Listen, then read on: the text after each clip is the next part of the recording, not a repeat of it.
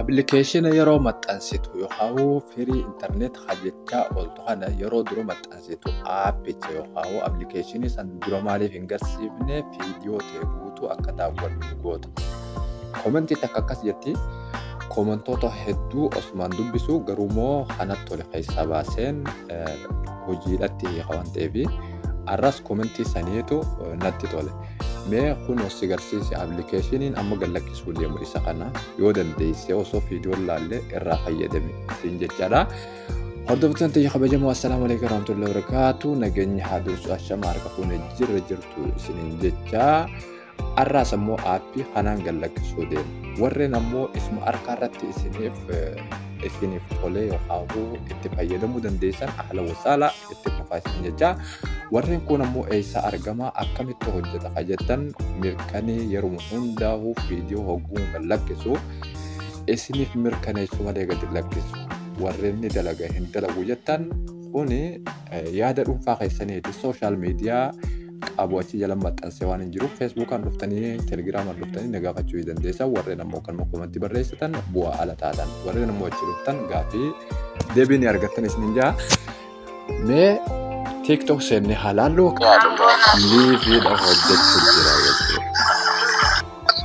Liiviidha hojjetu jira. Akkuma kana laaltanii argitan TikTok ni hojjeta jechuudha. Akkasuma immoo hogguu gabbuune YouTube senna garuu warri immoo gara YouTube dhuftan maatii chaanala gadaa oroodha warreen hin ta'in maatii chaanalicha taasisan jechaadha. Barnoota garagaraa asirraa argattu keessumoo firii internetiin baay'inaan asirra jira. Ammoo laayikiin keessan baay'ee dadhabaadha. Laayik godhuudhaan na jajjabeessuu hin dagatinaa isin jechaadha. Viidiyoo tana ibtuu gadeebine eessarraa akka arginu appilikeeshina sana akkamitti akka dalasiif waliin ilaallu. Yeroo hundaa'u teelegiraama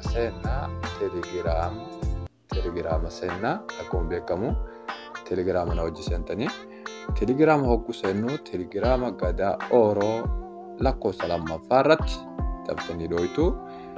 Amma appilikeeshiniin kun isa kana warreen gabbuufachuu feetan liinkii kana dhooytanii kallattiidhaan dhuftanii Google Chrome keessaa Google Play Store keessaa gabbuufatan jechuudha. An open godheetumaan seenaa isin ammoo install gootan. Appilikeeshiniin kun settingii isaa akkana. Amma mee eessa irraa dalagsisuu dandeessan namni yoo deebii duraan quba qabaachuu baate dalagsisuu hin dandeessu jechuudha. Isa kan akkatti dalagsifnu immoo duuba deebinee liinkii isa bira jirtu kan ammaan tan argaa jirru kana waan hamma kanarratti hojjeta waan ta'eef amma zeen mobaayiliis bifa kana yeroota kanarratti hojjeta. Mee zeen keessaa fudhadheen achi geessaa hayyuu amma zeen as naa dhufee jira. Stop godheetiin jarreen reefuun kanaa kunii ni hojjetamoo hin hojjetu yoo dhifi jenne hojjechuu hin danda'anii isaan hundinuu kunoo akkuma laaltanii gartan kana hin hojjetu jechuudha. Cufamee jira waan ta'eef YouTube'nis akkuma san maantana hin dalagu akka reefuutti kunoo dukkana jechuudha. Lama deebiinee immoo haa daleessiifnu appilikeeshinii kana amma start jira waan ta'eef starti kana stoobitti garagalchina. Yeroo stoob goone qulfiin gara gubbaatti baatee akka jirtu YouTube ammaan tana reefuun tana maruu amma hojii isaa eegalee jira. Akkasuma san TikTokii hojii irra jira jechuudha. Hordoftoota ta'e kabajamoo warreen viidiyoon kun isiniif dhifee waliif share godhaa keessumaa laayik godhuu hin dadhabinaa isiniin jechaadha.